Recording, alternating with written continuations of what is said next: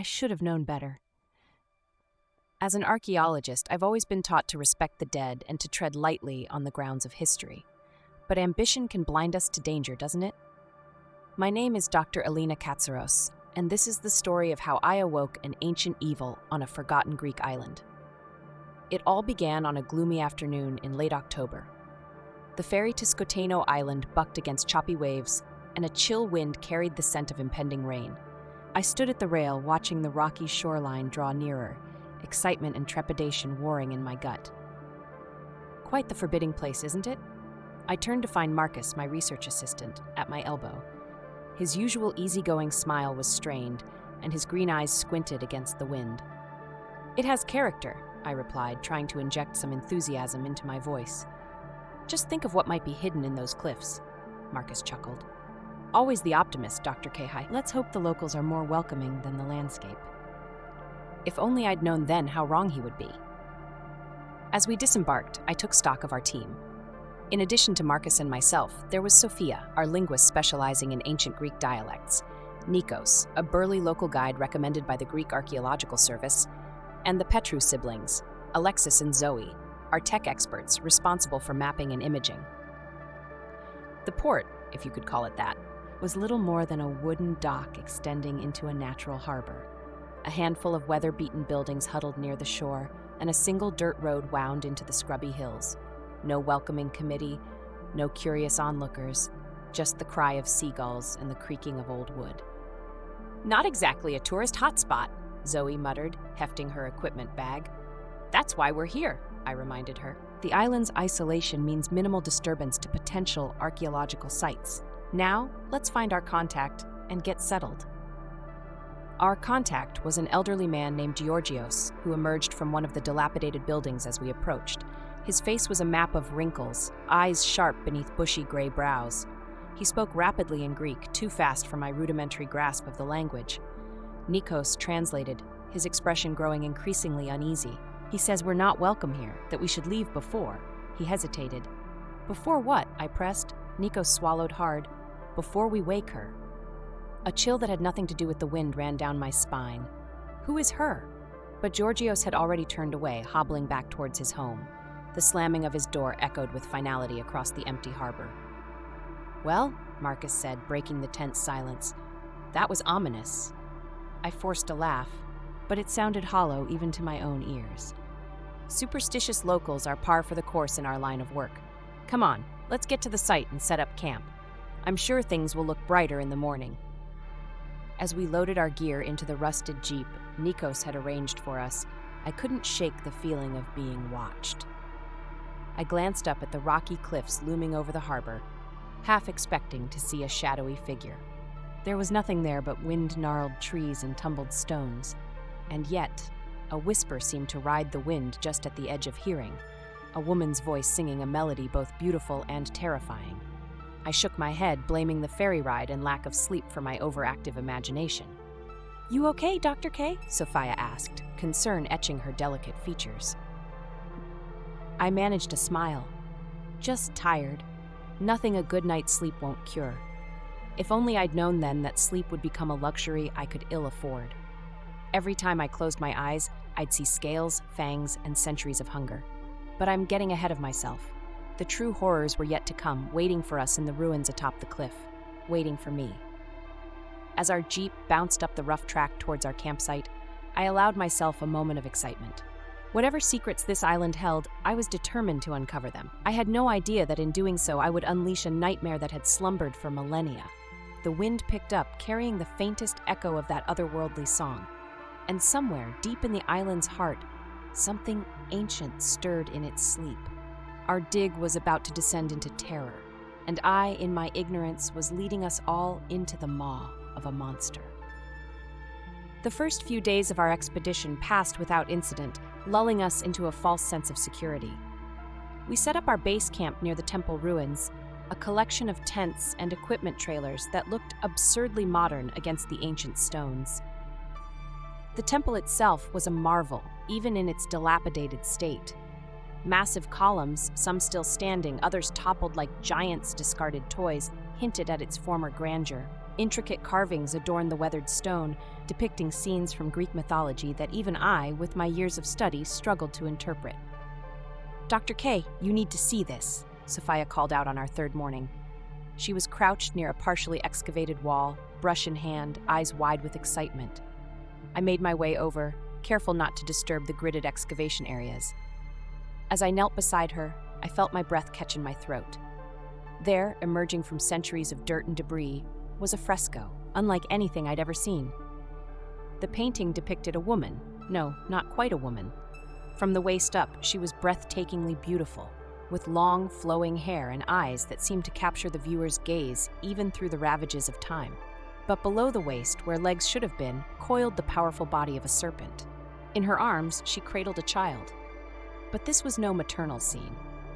The woman's mouth was open, impossibly wide, fangs bared, poised to devour the infant. "Is that?" Sophia began. "Lamia," I breathed, a mixture of academic excitement and primal fear coursing through me. The child-eating demon of Greek mythology. A gust of wind whipped through the temple ruins as if in response to her name, carrying the distant sound of childlike laughter. We were both startled, looking around, but we were alone. "Just the wind," I said, as much to reassure myself as Sophia. "This is an incredible find. Let's get the others and start documenting everything." The rest of the day was a flurry of activity. We photographed, measured, and sketched the fresco and the surrounding area. More images emerged as we carefully cleared away debris. Scenes of the Lamia terrorizing villages, devouring children, and transforming from woman to serpent. It was during this work that I first noticed the scratches, 3 parallel lines deep in the stone near the base of the fresco. At first, I dismissed them as tool marks from an earlier, less careful excavation. But as we uncovered more of the temple, I found similar marks everywhere, always in sets of 3, always near depictions of the Lamia.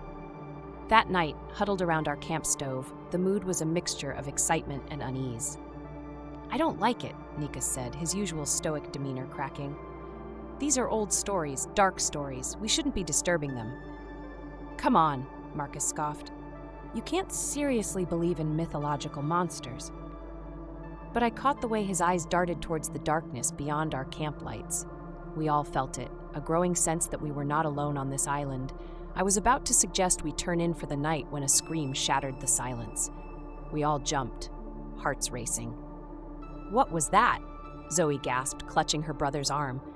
"Probably just a bird," I said, but my voice lacked conviction. "Some nocturnal species can sound almost human." We listened intently, but the night had gone eerily silent. Not even the usual chorus of insects could be heard. "I'm going to check the perimeter," Nikos announced, grabbing a flashlight. "I'll come with you," Marcus added quickly. As they moved off into the darkness, I tried to shake off my growing sense of dread. "Let's get some sleep," I told the others. "I'm sure everything will look better in the morning." If only I'd known how wrong I was. I awoke in the pre-dawn hours to urgent voices and the beam of flashlights sweeping past my tent. Scrambling out, I found the camp in chaos. "What's going on?" I demanded. Alexis turned to me, his face pale in the flashlight's glow. "It's Marcus. He's missing." My blood ran cold. "What do you mean, missing?" "His tent is empty," Sophia explained, her voice trembling. "His sleeping bag looks like something dragged him out of it." As the implications sank in, a sound drifted up from the direction of the temple ruins. A woman's voice, singing a beautiful melody, made my heart ache, and underneath it, almost too faint to hear, the frightened whimper of a child. "Marcus," I shouted, already running towards the sound. The others called after me, but their voices faded as I plunged into the darkness, my flashlight beam bouncing crazily off broken columns and crumbled walls. I rounded a corner and skidded to a stop, my light falling on a scene ripped straight from the frescoes we'd uncovered. There, amid the ruins, was a woman of impossible beauty, her lower body a massive serpent's coil, and in her arms, struggling weakly, was Marcus. "No," I whispered. The Lamia turned, fixing me with eyes that glowed like embers in the darkness. Her mouth opened in a terrifying smile, fangs glinting. "Welcome, little one," she hissed, her voice a mixture of seduction and malevolence. "I've been waiting so long for you to wake me." As Marcus's eyes met mine, filled with terror and a silent plea for help, I realized our archaeological discovery had become a waking nightmare. And it was all my fault. My mind raced, trying to process the impossible scene before me. Every instinct screamed at me to run, but I couldn't abandon Marcus. "Let him go," I demanded, my voice quivering despite my efforts to sound authoritative.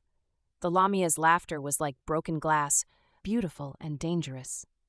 "Oh, little archaeologist, you are in no position to make demands, but I'm feeling generous." Her forked tongue flicked out, tasting the air. "Perhaps we can make a trade."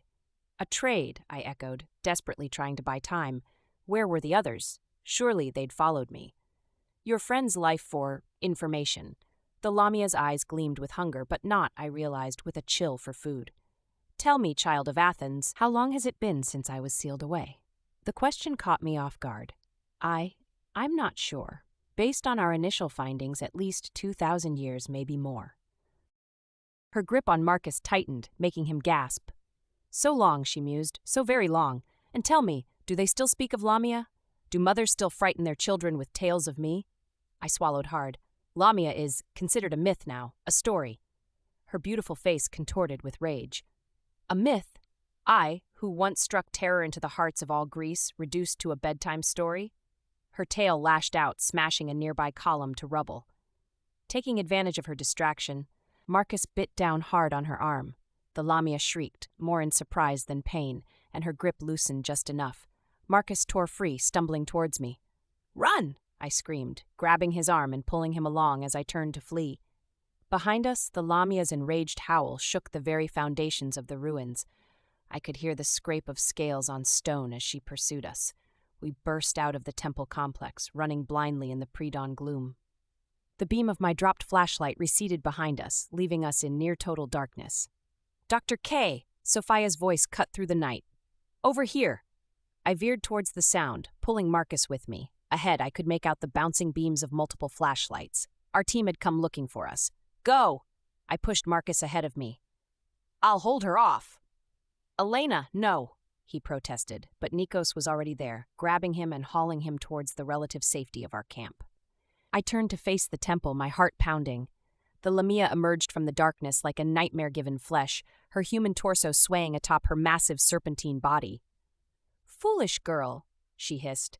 "Do you think your modern weapons can harm me? I am ancient, I am power incarnate." "Maybe not," I shot back, thinking quickly. "But I bet 2,000 years of confinement have left you weak. You need to feed, don't you? To regain your full strength?" The Lamia paused, tilting her head curiously. "You are clever, little one. It's true, I hunger, but do not think that makes me any less dangerous." "I don't," I assured her, taking a cautious step backward, "which is why I'm proposing another trade, information for food." Her eyes narrowed suspiciously. "Go on.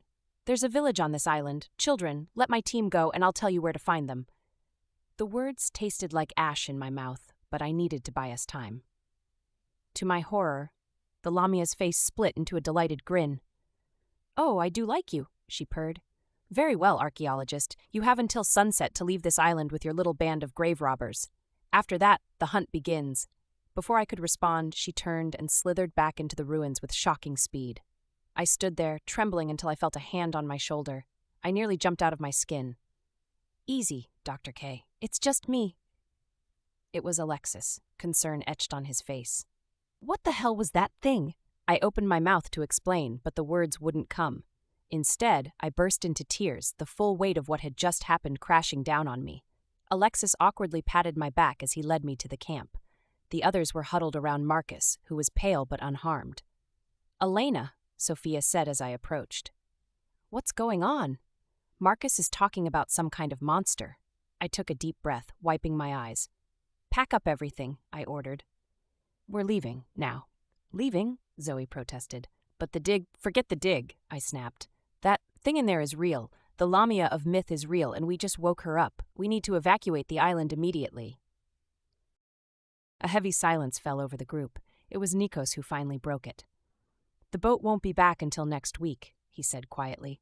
"We're trapped here." The realization hit us all like a physical blow. We had until sunset to figure out a way off this island, or we'd become prey for a monster straight out of legend. As my team scrambled to break down the camp, I stared at the temple ruins. In the growing light of dawn, I could have almost believed it was all a bad dream. But the scratches on the stone caught my eye. 3 parallel lines, deep and deliberate. A chill ran down my spine as I realized the truth. They weren't tool marks or random damage. They were claw marks. The Lamia had been trying to claw her way out of prison for 2,000 years, and I had just set her free. The next few hours passed in a blur of frantic activity. We abandoned most of our equipment, taking only what we could carry and anything that might be useful for our survival or defense. As we worked, I filled the team in on what I knew about the Lamia from mythology, though I suspected the reality was far worse than any legend. "So, let me get this straight," Zoe said as we hurried down the hill toward the village. "We've got a child-eating snake woman on the loose, no way off the island, and only until sunset before she starts hunting us. That about sums it up," I replied grimly. "Great, just great. Remind me why I left my cushy IT job for this?" Despite the dire situation, I couldn't help but smile at her gallows humor. It faded quickly as we reached the outskirts of the village. The place was deserted. "Hello?" I called out. "Is anyone here? We need help." Only the wind answered, whistling through empty doorways and rattling loose shutters. "They knew," Nikos said, his voice hollow. "They knew what was up there and they left us to wake it." "Or the Lamia's already been here," Marcus added, voicing our shared fear. We split up to search the village, hoping to find some signs of life, or failing that, anything that could help us get off the island. I headed for the harbor with Sophia, praying we'd find a boat the villagers had overlooked in their haste to evacuate. As we rounded a corner, a flash of movement caught my eye. "There!" I pointed to a small figure darting between buildings. We gave chase, calling out that we meant no harm. Finally, we cornered our quarry, a young boy no more than 10, with wild eyes and tear-stained cheeks. "It's okay," Sophia said soothingly in Greek. "We won't hurt you. What's your name?" "Dimitri," the boy answered, his voice barely a whisper. "Are you here to stop the monster?" My heart sank. "You've seen it?" Dimitri nodded, fresh tears spilling down his cheeks. "It took my sister and Yaya. Everyone ran, but I hid." I knelt at his level, trying to keep my voice steady. "Dimitri, this is very important. Do you know if there are any boats left? Anyway, off the island?" He shook his head. "The fishermen took everything, but," he hesitated, glancing around as if afraid of being overheard. "There's another way. Yaya told me stories about the caves." Sophia and I exchanged glances. "What caves, Dimitri?" I asked gently. "Under the old temple. Yaya said they led to a secret place, a place where heroes once went to fight monsters." A spark of hope flared in my chest. Could there be an underground passage off the island, or at least a place we could hide until help arrived? Just then my walkie-talkie crackled to life. It was Alexis, his voice tight with tension. "Dr. K, you need to get back here, now. We found something. Disturbing." "On our way," I replied. To Dimitri I said, "Come with us. It's not safe for you here alone." The boy hesitated, then nodded, taking Sophia's outstretched hand. When we rejoined the others at the village center, I immediately saw what had spooked Alexis. A trail of strange, viscous fluid led from one of the houses towards the hills. It glimmered with an oily rainbow sheen in the midday sun. "Please tell me that's not what I think it is," I said, fighting down a wave of nausea. Nikos knelt by the trail, dipping a finger in the substance and rubbing it between his thumb and forefinger. "Snake slime," he confirmed. "But I've never seen anything produce this much. She must be massive." "And molting," Marcus added. At our confused looks, he explained, "Snakes shed their skin as they grow, after 2,000 years of confinement." "She's growing," I finished, the implications hitting me like a punch to the gut. "And fast." A child's scream suddenly pierced the air, coming from the direction of the temple ruins. We all turned, hearts racing. "That's Leah," Dimitri cried. "My sister! She's alive!" Before any of us could stop him, the boy took off running towards the sound. "Dimitri, no!" I shouted, already sprinting after him. The others followed, calling out warnings. We chased Dimitri through the winding village streets and up the hill towards the ruins. As we ran, I noticed the snake slime trail growing more prevalent. The air grew heavy with a musky reptilian scent. We burst into the temple courtyard, and my blood turned to ice. There, coiled amongst the broken columns, was the Lamia. But she had changed, grown. Her serpentine body was as thick as an ancient tree trunk. scales gleaming in the afternoon sun. Her human torso had elongated, taking on more reptilian features, and she clutched in her arms, screaming and struggling. It was a young girl I assumed must be Leah. Well, Lamia's voice had also changed, becoming deeper and more sibilant. It seems my dinner comes with a side of dessert. Dmitri rushed forward before we could stop him. Let her go, you monster. The Lamia's eyes lit up with cruel delight. 2 young morsels freely given? This is my lucky day. As her coils began to unwind, preparing to strike, I knew we had only seconds to act. My mind raced, searching for a solution, a way to save the children and ourselves from this nightmare. But as I opened my mouth to shout a warning, to do anything, I realized with growing horror that we might already be too late. The hunt had begun, and we were all prey now. Time seemed to slow as the Lamia's massive body tensed, preparing to strike. In that frozen moment, a memory flashed through my mind, a detail from one of the frescoes we'd uncovered, a glimmer of hope. Wait, I shouted, stepping forward with my hands raised. Great Lamia, I invoke the right of challenge. The creature paused, her serpentine eyes narrowing. You know the old ways, little archaeologist. Interesting. Her forked tongue flicked out, tasting the air. Speak quickly. What challenge do you propose? My mind raced. The fresco had depicted an ancient hero challenging the Lamia to a contest of riddles. If I could just buy us some time. A game of wits, I said, trying to keep my voice steady. 3 riddles. If I answer them all correctly, you let the children go and give us safe passage off the island. And if you fail? The Lamia's lips curled into a cruel smile.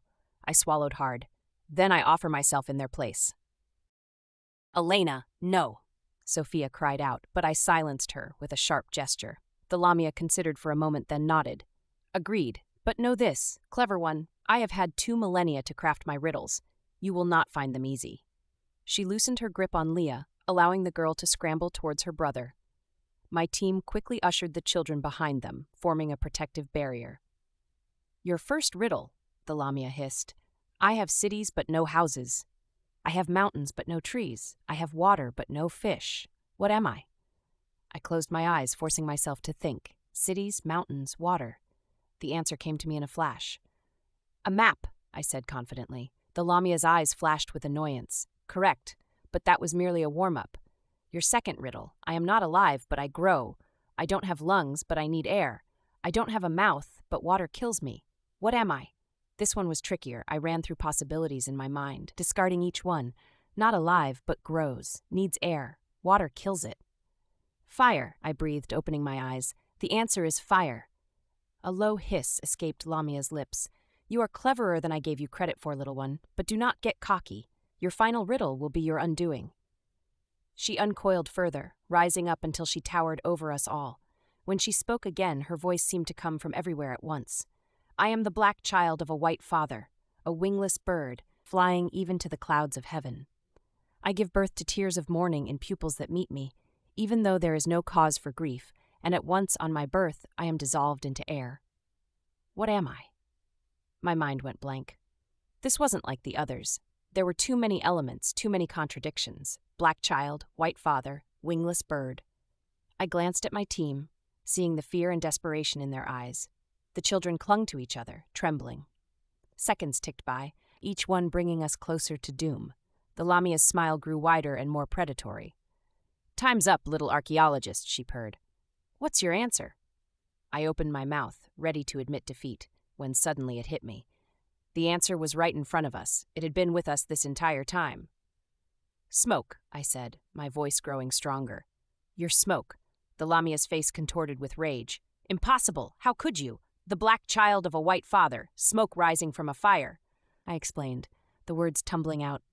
Wingless, but flying to the clouds. It makes eyes water without real grief, and it disappears into the air. It's smoke. For a moment, silence reigned.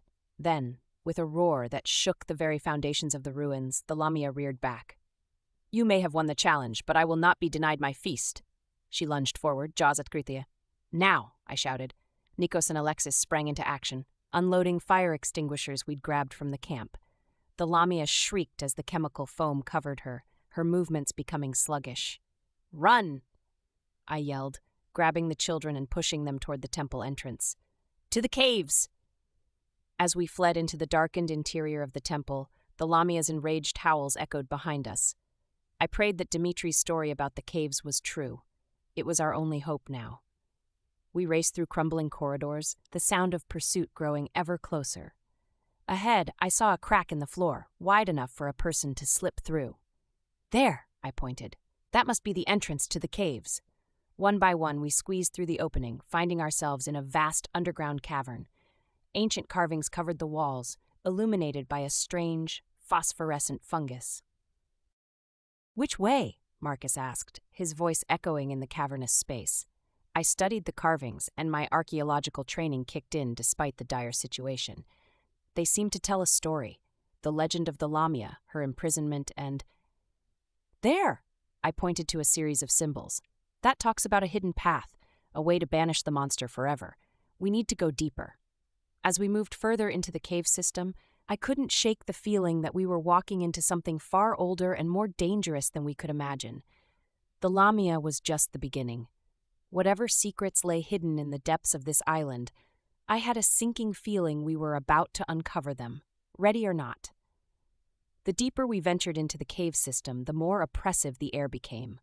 The phosphorescent fungi cast an eerie blue glow, barely illuminating our path. The children, Dimitri and Leah, clung to Sophia's hands, their eyes wide with fear. "Dr. K," Marcus whispered, his voice tight with tension. "Do you hear that?" I paused, straining my ears. At first there was nothing but the sound of our labored breathing and the distant drip of water. Then I heard it, a faint, melodic humming that seemed to come from the very walls of the cave. "The Siren's song," I breathed, realization dawning. "The Lamia isn't just a monster, she's a siren, luring her prey with her voice." As if in response to my words, the humming grew louder, more insistent. I saw the others sway slightly, their eyes glazing over. "Cover your ears," I shouted, pressing my hands against my own. "Don't listen to it." We stumbled forward, the song growing more beautiful and terrible with each step. The cave opened into a vast chamber, its walls covered in intricate carvings that seemed to move in the flickering light. At the center of the chamber stood an ancient altar, and upon it rested a simple clay jar, sealed with wax and inscribed with symbols I recognized from our earlier discoveries. "That's it," I said, my voice filled with awe and dread. "The prison that held the Lamia for all these centuries." A chilling laugh echoed through the chamber. "Very good, little archaeologist," the Lamia's voice hissed from everywhere and nowhere. "You've led me right to it." She slithered into view, her massive form blocking the entrance. She had grown even larger, her human features almost entirely replaced by those of a monstrous serpent. "Now," she said, her forked tongue flicking out, "I will destroy my prison and become truly free, and you will all bear witness before you become my feast." "I don't think so," I replied, my mind racing. I turned to the altar, studying the inscriptions. "Your prison isn't the jar, it's you." The Lamia's eyes widened in shock and rage. "What?" "The jar is the key to your binding." I explained, the pieces falling into place. "As long as it remains intact, you're tethered to this island, limited in your power. That's why you couldn't leave, why you needed to feed to grow stronger." With a roar of fury, the Lamia lunged towards the altar. But I was faster. I grabbed the jar and held it high. "One more step," I warned, "and I'll smash it. What do you think will happen then? Will you be free, or will you be destroyed?" The Lamia froze, uncertainty flashing in her serpentine eyes. It was the opening we needed. "Nikos, the flare gun!" I shouted. Nikos pulled the emergency flare gun from his pack and fired. The chamber exploded with brilliant red light. The Lamia shrieked, momentarily blinded. "Everyone out!" I ordered, clutching the jar to my chest as we raced past the thrashing monster. We ran through the twisting caves, the Lamia's enraged howls echoing behind us. Finally, we burst out of a hidden entrance near the shore, the setting sun painting the sky in fiery hues. "There!" Zoe pointed to a Coast Guard vessel approaching the island. The flare worked. But our relief was short-lived. The ground shook as the Lamia erupted from the cave entrance, her massive form silhouetted against the dying light. "It ends now," I said, raising the jar above my head. "Elena, no!" Marcus cried out. "We don't know what will happen." I met his eyes, then looked at each member of my team, at the children we'd saved. "Sometimes," I said softly, "the only way to end a curse is to break it." With that, I hurled the jar against the rocks. It shattered with a sound like thunder, releasing a blinding flash of light. The Lamia's scream was like nothing I'd ever heard, a sound of rage, pain, and something almost like relief. When the light faded and our vision cleared, she was gone. Where she had stood was nothing but a pile of shed scales and a fading echo of that unearthly scream. As the Coast Guard boat reached the shore and our rescue finally arrived, I stared at the remains of the jar, its ancient ceramic shards mixed with the Lamia's scales. "What do we tell them?" Sophia asked quietly. I picked up a scale, watching it shimmer in the last light of day. "The truth," I said, "or at least the parts they'll believe. We came, we saw, we conquered." "And the rest?" Nikos pressed. I pocketed the scale with a wry smile. "That, my friends, is a story for another day. One that the world might not be ready to hear just yet." As we boarded the rescue vessel, leaving the island and its secrets behind, I couldn't shake the feeling that our encounter with the Lamia was just the beginning. What other myths and monsters lay waiting to be discovered? One thing was certain: I would never look at archaeology the same way again. The past is never truly dead, and some legends are best left buried. But for those of us who dare to uncover the truth, who stand at the intersection of history and myth, the greatest adventures and the greatest dangers are yet to come. The end, or is it just the beginning?